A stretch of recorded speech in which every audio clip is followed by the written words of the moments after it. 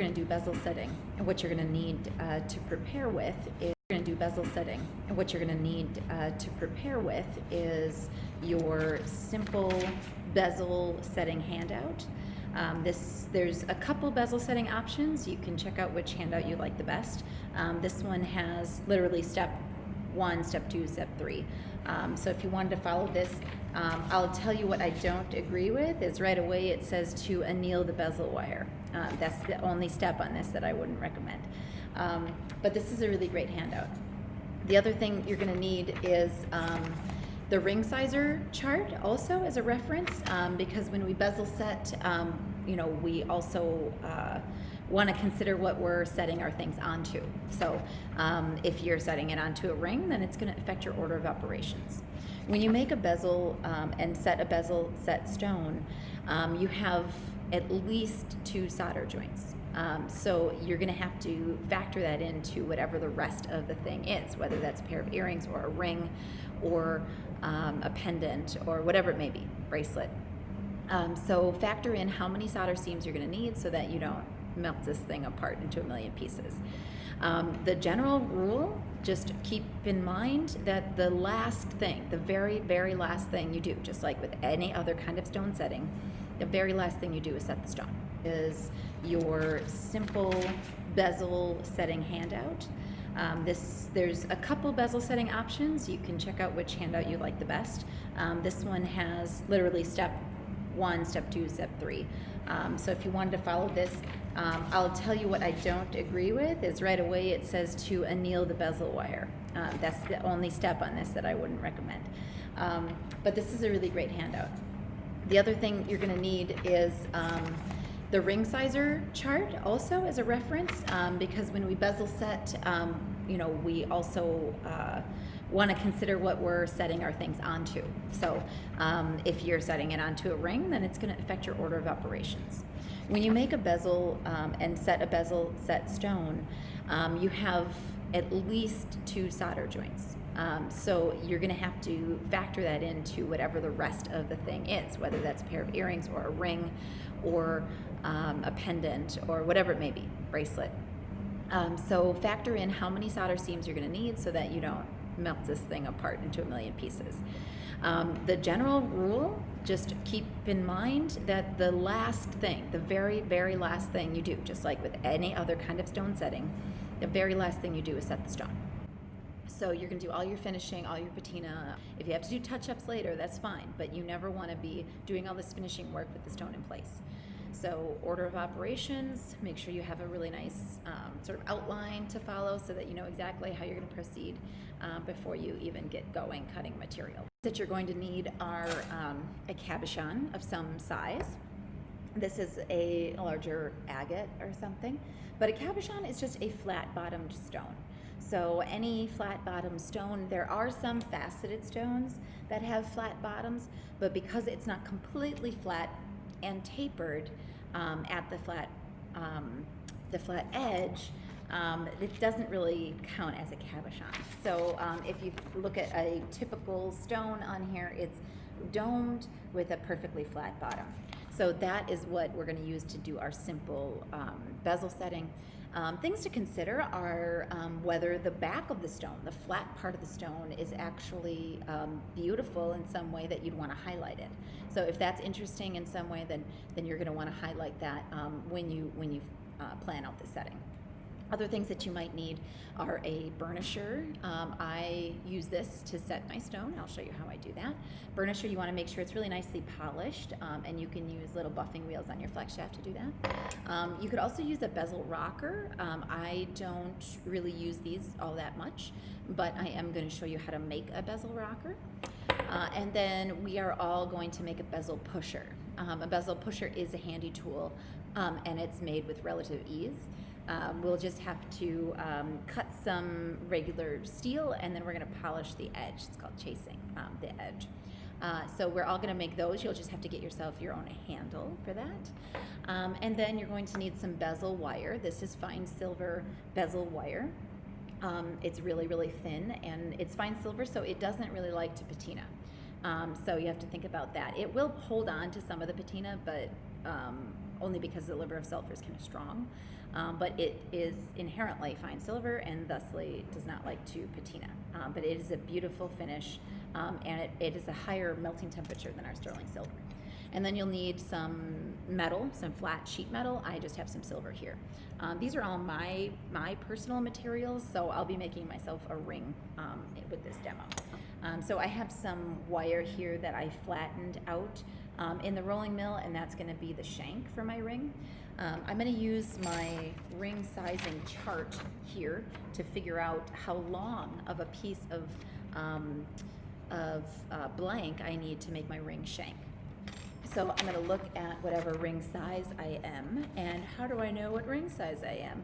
Well, I'm going to use my fancy new ring sizers that Chad Bridgewater all printed for your guys' kits. These are rental kits, so this is going to go with your BFA bench. So these are rental ring sizers, and they're all labeled, and they were printed by Chad at home, and they're absolutely perfect. And then after I know what size, all I do is look at the chart for whatever size I am. I'm a size 7, and I go across to the gauge of material, which I'm using is 18 gauge. Oh, I'm sorry. Let's call it 16 gauge. And then I'm going to go down to size 7, and it's 58.7 millimeters in circumference. And so that is how I'm going to determine how long my ring shank needs to be. But you do want to plan for how the bezel or the stone meets the ring. You're going to want to do some drafting and drawing to figure out exactly how it meets the shank and all of those other elements. Another thing that you'll need is some scissors or some shears. These are some shears. I also have some regular scissors here. This is used to cut the bezel wire. You do not need to cut the bezel wire with your saw or your snips or anything. You should cut them just with a straight up pair of scissors. You're going to need your jeweler saw. You're going to need a fair amount of sheet metal for the base of where the stone meets the bezel, because you want enough material that you can trim it off afterwards. So I have a large sheet. I'm probably going to use a little section of it, and I'll show you in my soldering setup how that's done.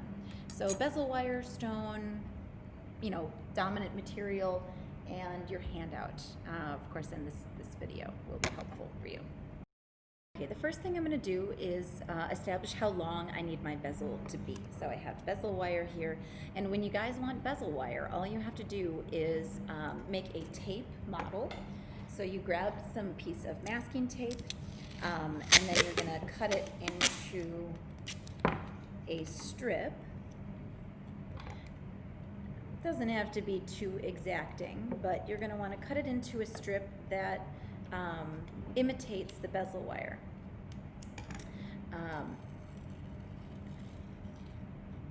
Okay, and now I'm going to wrap it around my stone.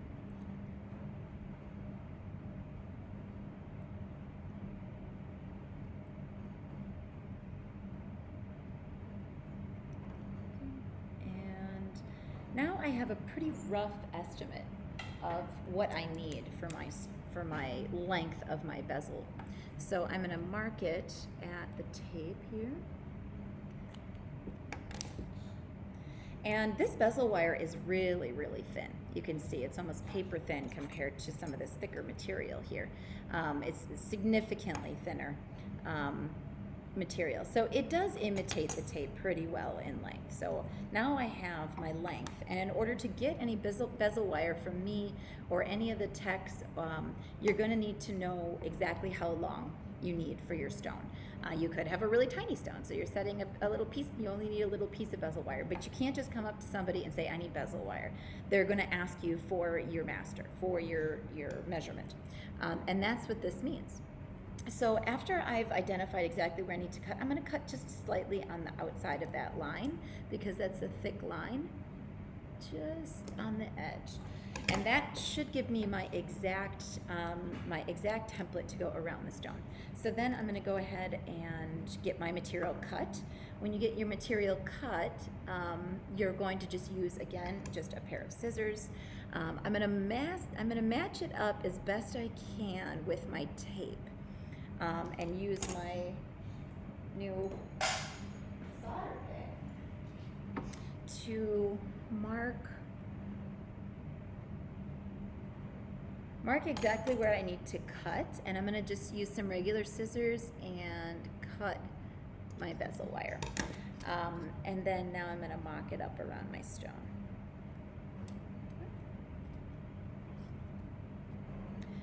When you get your material cut, you might get a little bit longer than you need, and that is just so, you know, in the event that you make a mistake or something, that you have some decent measurements.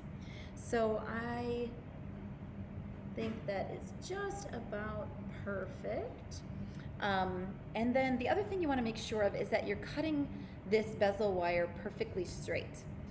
So if you cut at an angle, you wouldn't get a nice bezel. You want to make sure you're cutting perfectly perpendicular, as perpendicular as you can. That was actually not perfect. As perpendicular as you can, to make sure that when the bezel comes around full circle, that it meets and has a perfect butt joint right there. So make sure that your material is cut really nice and straight, so that when you line up your bezel wire, it lines up around your stone without any gaps, and just eyeball it, and then you can see that butt joint is pretty much perfect. So I'm going to go ahead and get the stone out of here, and then I'm just roughing up this bezel. This is not perfect by any means, because I just have to get it soldered, and then I can kind of form it a little bit better. So I'm going to go ahead and get a little bit of tension in here just by passing it past each other a little bit till it sort of snaps, you know, and springs back. So I'm going to go ahead and eye this up so that where they meet together, they're just about perfect. And one of these is actually a little wonky, so I'm going to just take a mandrel, and I'm not going to hit this with a hammer because it's already too thin. I'm just going to push on it a little bit, just with my burnisher, just to straighten it out. I don't want to have a lot of marks on here. The good craftsmanship is about sort of not making the mistakes in the first place, right? Okay, so feel good about that. And now I'm going to go ahead and solder this. Heat really evenly, heat all the way around. I have this heat sink here, it's going to cause me problems. And then if you don't heat evenly, it's not going to solder in the middle. So there, the solder melted. Okay, so I've just soldered this. I'm going to pickle it and make sure it's super, super clean. You also want to make sure, another benefit of putting the solder on the outside is to make sure that it doesn't come through the inside and then obstruct the way it fits over your bezel.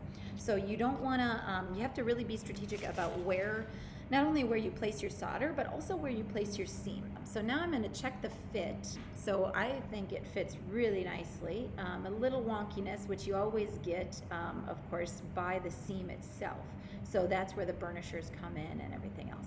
Be careful not to cause any damage to the stone itself during the fitment. If it's too tight, you're going to have to make a new one. You could maybe stretch it if you needed to. You want to be careful about doing anything with the stone in place that is going to put too much impact on the stone. Another thing that you might want to be conscious of is the fact that this might not be terribly symmetrical. It might not fit this way as well as it fits this way. So when you go to solder it down, you want to make sure that you're soldering it down in the right orientation. You would hate to have it fit only perfectly in one way, or you've accidentally made a cone or soldered a cone together, and then you accidentally soldered it on upside down, and then the stone doesn't fit. So you want to make sure, if it's symmetrical, that it fits in both ways, but unfortunately my stone is not symmetrical. You can almost see this huge bulge right here. So my stone is only going to fit in one direction. So I'm going to make sure that I try and remember. Okay, another thing to be conscious of is the height of this bezel. This bezel is way too high. So we have to make sure that we trim the bezel down so that it doesn't cover up the stone too much, so that, you know, it's sort of like, you know, folding a fitted sheet. You don't start wrinkling it in together just to get it over the stone. You don't want to hide the stone with too much metal. You want it just hugged on. So this handout talks about, this is just my regular bezel setting handout called Stone Setting, and it's about bezel setting. So here I have a little illustration that talks about when your bezel wire is too tall or too short. You want it in that sweet spot, just at the radius of that stone. So you want to make sure that you file down the height. You could trim it the width ways, but then I find that it ends up being a little bit more unruly when you do that.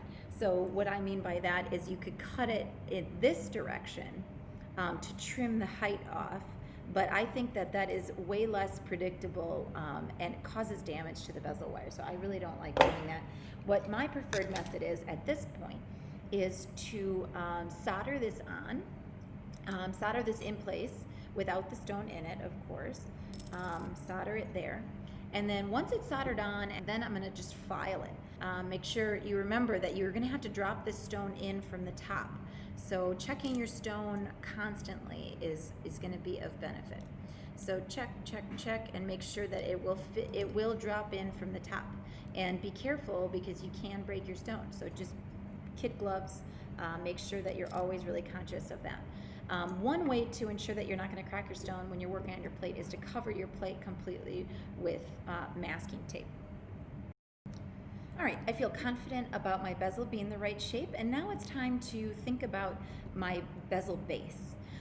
I want enough material around the bezel so that I can easily put solder all the way around. Another thing I want to do is consider the base as an opportunity. Do I want to use it to add decorative elements? Do I want to make sure that I have enough of a flange to add little, interesting bits? And do I want to add another bezel on the side here? So think about, plan what you want to do with your stone, and then leave enough material around the outside so that you're not struggling for a shelf or a shoulder to put your solder. What solder am I going to use? This is my second solder seam, medium. That's right. I'm going to use medium solder. So what I'm going to do is I'm going to drill a hole right in the middle, or not in the middle necessarily, but I'm going to drill a hole in my base so that I can easily pop the stone back out if I set it in place and I need to take it out again. But it doesn't just have to be a hole, so keep that in mind. Your hole can be a very large open area. It can be open completely. You have a lot of options. If you're making a ring, you have slightly fewer options because remember, inside, underneath there is going to be a band, depending on if it's off center or in the middle. So you're going to want to make sure that the hole isn't covered up by the band. So I'm going to drill a hole here, and I'm going to drill a hole here, and I'm just going to cut out just sort of these half moon shapes.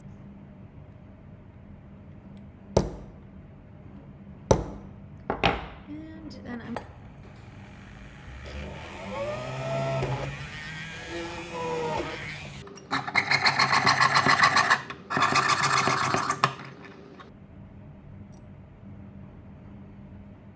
So the last thing you want to make sure of is that your bezel is sitting flat on your metal. If it's not sitting flat, then it's not going to be a nice solder joint. Now, when I solder this, do I want to put the solder on the inside or the outside of this? But I am definitely going to make sure that I put the solder on the outside of this. And does anybody want to guess why? I have it on the outside so that it doesn't restrict the size or the shape of my bezel when I put the stone in. The stone is completely flat on the bottom. If I have globs of solder on the inside, it's going to affect the fitment of my stone and it's going to get in the way. So you always want to put the solder on the outside of this bezel. Okay, I'm going to elevate this onto or with some cotter pins, and I'm going to cut my medium solder.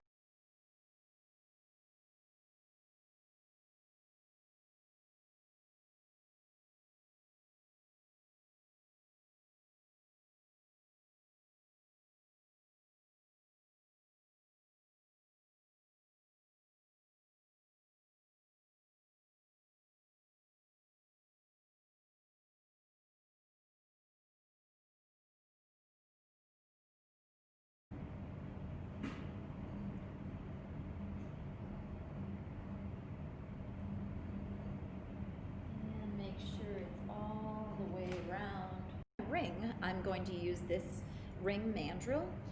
It is a step mandrel, and I already know what size ring I need.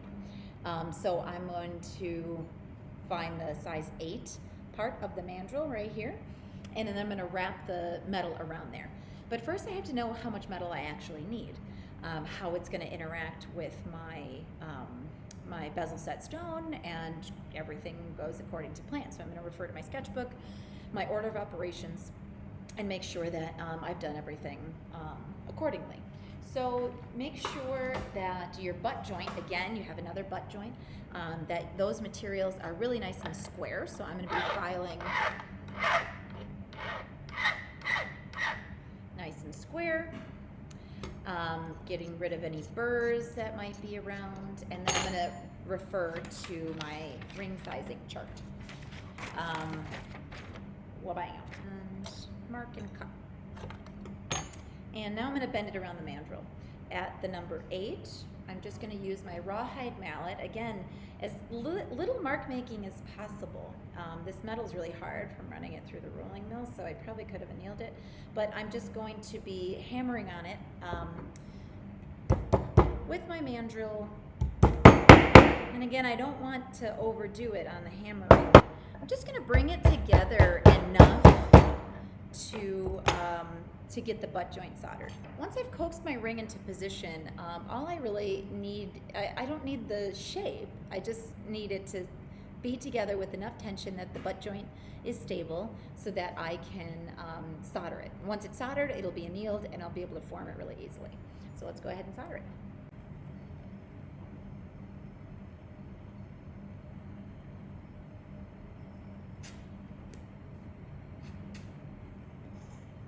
Make sure it's fluxed on the top and the bottom, right?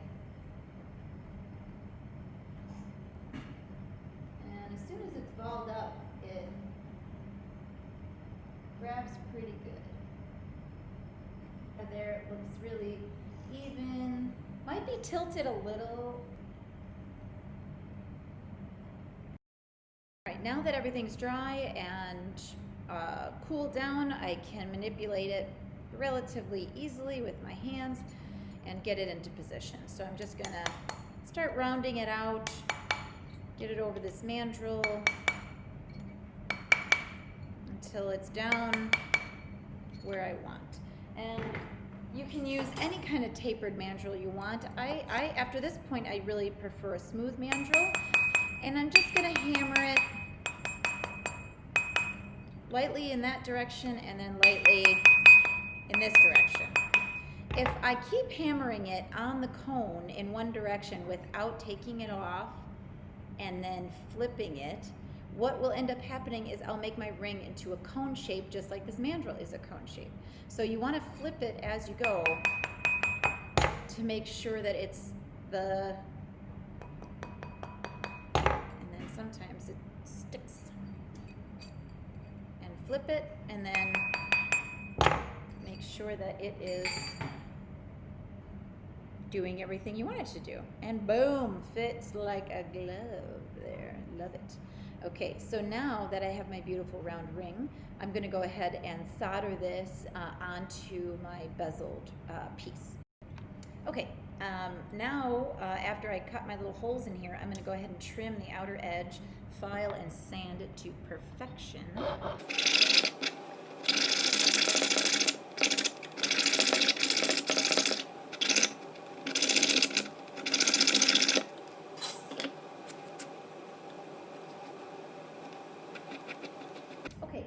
This is the one time that you really do want to use the brick as a heat sink. And I'm just going to set it right on top of that flux area. I'm going to heat this up till the solder just melts. And remember, like, in order to get the solder to melt, you have to heat this whole thing up, right? You can't just focus on where the solder is. Okay. Now that melted, and now I'm going to take this and I'm just going to flip it.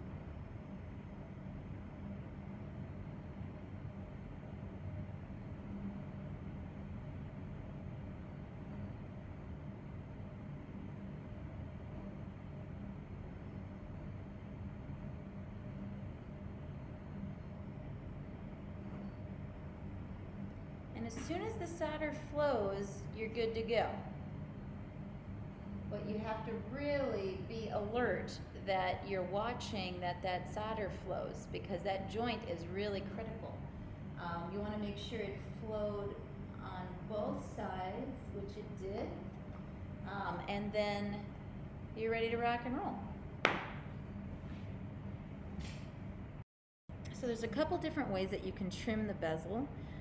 One way is to just use a pair of really nice sharp scissors and go along the top to remove the bulk of it. And these are electrician scissors. These are some of my favorite scissors in the world.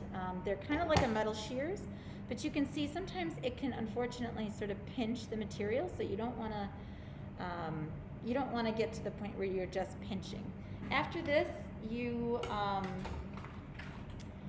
go right to the file and go ahead and file it down to the height that you need. This allows you to not accidentally go too far. You don't want to file too far.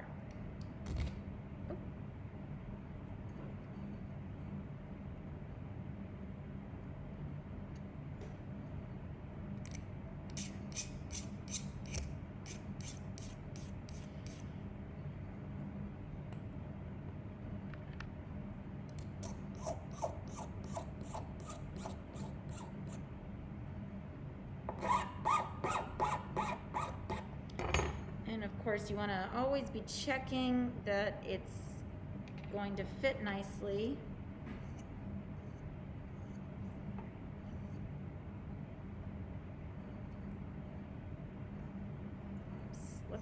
You always want to make sure.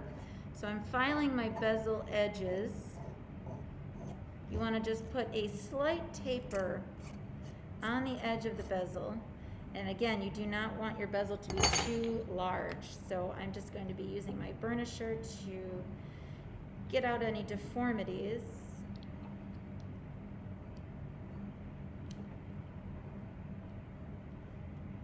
And I'm going to test fit my stone.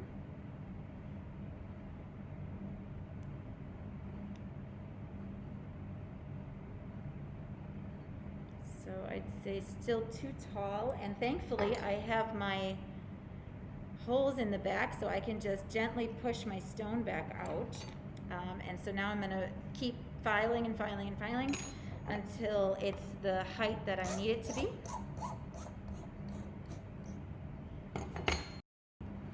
Alright, so I have a hole in the back, so when I test fit my stone that I'm in good shape. I'm going to remove the height of the material, so I'm just going to be filing until I get the height that I need. You want to be careful not to file too much away, and then you always want to remove those burrs. So I'm just using a scraper here to sort of scrape out those burrs so that I'm not filing away too much material, but you definitely want to get those burrs out of there. You can see here how much of a burr there is. It just sort of peels out here. So you want to make sure that you get all of that cleared out. And a nice sharp scraper gets rid of all that, or a file.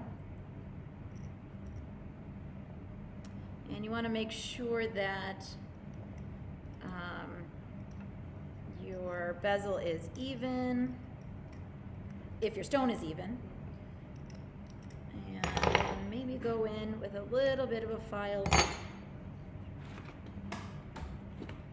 and just lightly file the inside just to remove that burr. You could use your flex shaft for this if you wanted to, but I'd be afraid of removing too much material.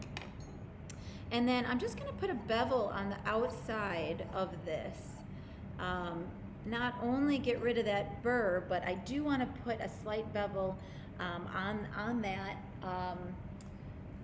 the bezel, and it clearly shows here that you do want to taper the bezel slightly. Otherwise, when it goes over the stone, you end up just looking at the edge of the metal. And, you know, the bezel's supposed to just go away. It's supposed to highlight this big, beautiful stone. So you definitely want to make sure that you file away. And you can see here I'm protecting the edge because I've decorated the edge. So I'm just protecting the edge, and I'm filing exactly where I need to. It's a little awkward in this position to make sure I'm on camera, but protect the edge and then just filing that taper in there. Okay. And your bezel should be kind of perfect. I'm going to take my burnisher and just burnish the inside just to make sure that there's nothing that can hurt the stone when I go and seal it in there. I can test fit my stone, and remember I do have like a wonky part of this stone. It fit a little weird. So I'm going to test fit, and looks great. If I need to take it out, I can just push. Thankfully I have these little open areas, and I can just push the stone out gently from behind because those open areas. But I feel really good about this fitment. I can see that it's flat because of my two holes in the back. And then I'm just going to take my burnisher and hold on to this relatively firmly, and I'm going to set this with the sort of a north, south, east, and west mode. And what that is going to ensure is that the stone is set perfectly. So I'm going to go ahead and okay, so I'm ready to, I put a texture around the base here. I got rid of all my junk around the outside of the bezel, and now I'm ready to set my stone. I remember this thing did have a little bit of wonk to it. The stone was a slightly asymmetrical, so I want to make sure that it fits in the correct direction. So it's the right height. It's in the right direction, and then I'm going to set this in a north, south, east, west orientation. So that means I'm going to push the bezel over on the top, and then I'm going to push it over on the bottom, and then I'm going to push it over on the side, and now I'm going to push it over on the other side. Okay, and then now I can fill in the gaps. So I have north, south, east, and west, and now I can do north, south, east, and west here. I can fill in those gaps. So what you're doing here is pushing in the stone symmetrically. So you always want to go opposite corners. So, and then now I can fill in the gaps all in between there, and I'm going to keep going opposite until the whole thing is set. So it's a lot of rotating around until everything feels like it's set into position. The hardest place to set down will be the seam, so keep that in mind. And then now I'm just going to burnish over the bezel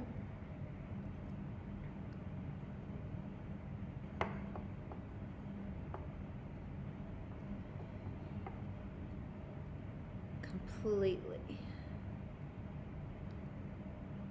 Trying not to hit the stone at all.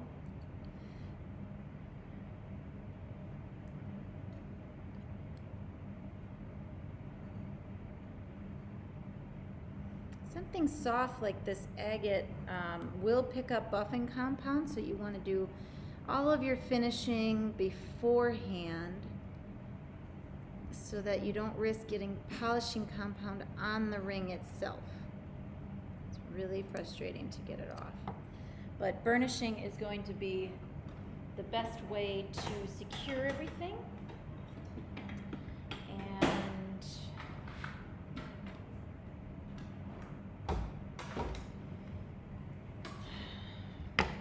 Once it's all burnished down, towards the edge here, there we go. Protecting the stone and really burnish that edge. So I'm holding the burnisher almost like a carrot peeler, but I'm just really in control of it because I don't want to risk scratching my stone. And you shouldn't, you can get a buff and use the Luxor polishing compound, and you're going to push pretty hard.